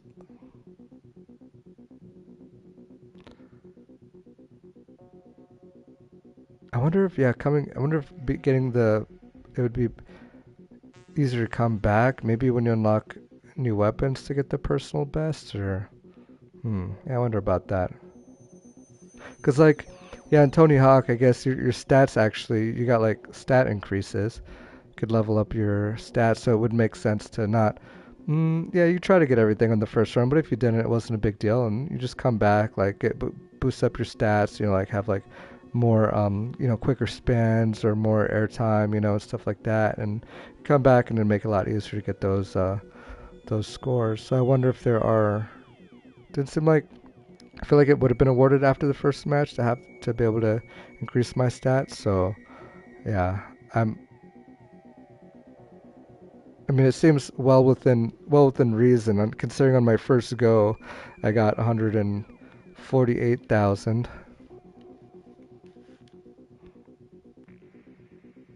It says 51,273 to next rank. So, is it cumulative? Like, if I get do those other challenges, it's gonna add up and increase my score? Huh. I wouldn't think so. I would just think that I'm gonna have the option to do all the challenges again. I would think, um, and then, but yeah, what I was saying with that is that score seems well within reach. I mean, where was I? So I guess yeah, 51,273 to next rank to Gao Yan's personal best 200,000. Yeah, I mean, um, I could probably easily get that next time. But Morgan Freys, yeah, that's gonna be tough. Okay, so that's like the expert challenge. That's like you've mastered this game. You're coming in and you're just like killing it. You're like doing all the tricks. You're just, oh man, yeah, that's cool. It's gonna be interesting getting up to that level and seeing like how different my gameplay looks from like now till then. Um, I do assume I will have that kind of mastery of this game eventually. It does seem like the game that I'm gonna kind of game that I'm gonna wanna get the hang of, but well, I might have to wait a little bit, but yeah, I will be thinking about it and I will get to it eventually. But yeah, I want to try out some of these other games that are on my radar as well. This one, of course, like I said, it could wait because I don't need a PlayStation Plus. So if I need to take a break from like Rebirth or whatever, this is a game that I can easily do that with. So very cool. All right, well, yeah, if you watched this video, I hope you enjoyed it, and I'll see you on the next one.